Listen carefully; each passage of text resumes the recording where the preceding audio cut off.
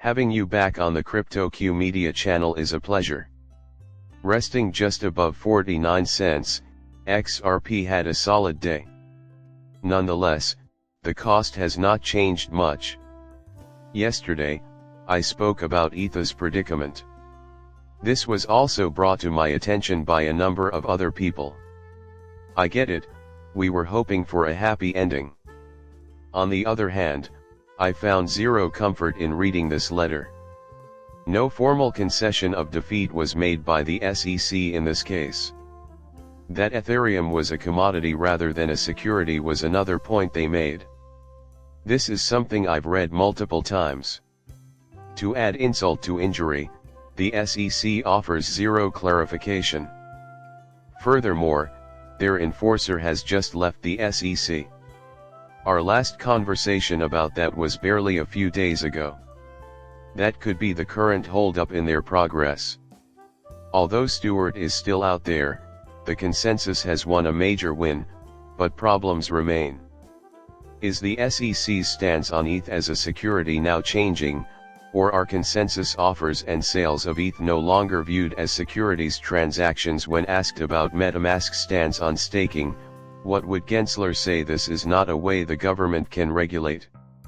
We have no idea whether the SEC will end up in court later on or if they purposefully left a door open for assistance. We should also note whether they made it clear that Ethereum will no longer be the subject of litigation. Unfortunately, I have already invested in Ethereum, and its value is only going to increase dramatically. This could make investors wary of acting on this news at this time. On the other hand, our heavy involvement in crypto speculation is well known. I read that letter multiple times, though. In addition, there is still a lack of clarity. Herein lies the crux of the matter with American regulations. This issue affects all of these organizations. Even if there is always a route forward, things are never completely obvious. So yet, crypto has not made a clear move towards its future. If USDC is reviewed by the SEC, the Circle IPO might not go through. This might be problematic again. According to the document, which details correspondence between Circle and the SEC Division of Corporation Finance that lasted nearly a year, the Commission wanted to know more about the possibility that USDC would be considered a security and whether Circle should be considered an investment company and therefore subject to a different registration procedure.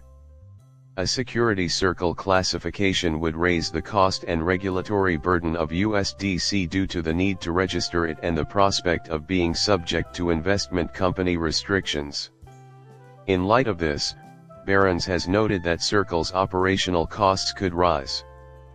Furthermore, this might render USDC transactions difficult for a number of sectors.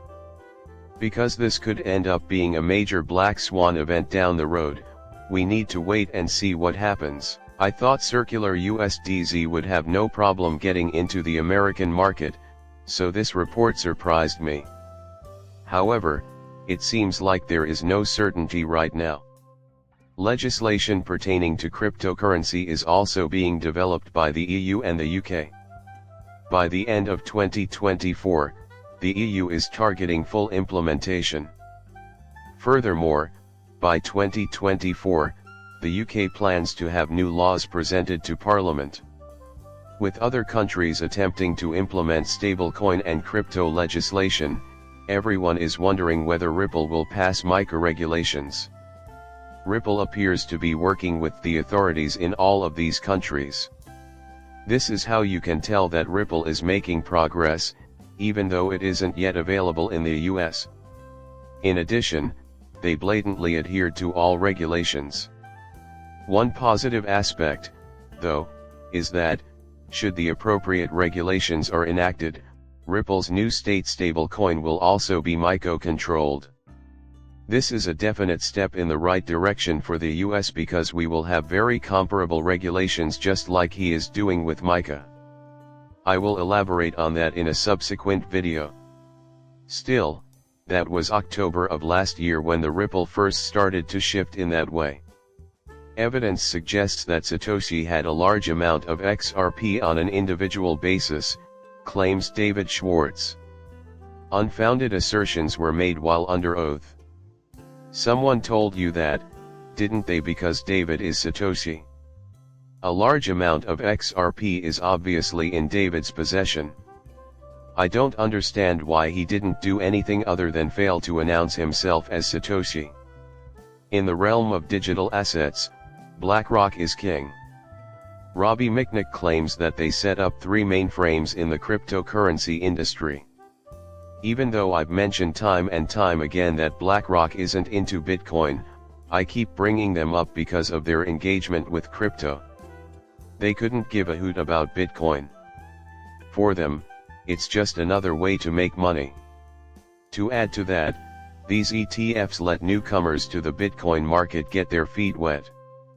In this case, their function is more utilitarian. For a long time, exchange-traded funds ETFs have been a method for people to start learning about Bitcoin. But BlackRock is there because they think these people will buy utility cryptocurrencies like XRP, XLM, XD, and ZH-bar. They are already accustomed to the bigger picture. Pay attention, he said that this won't be completed immediately. A holdup is imminent.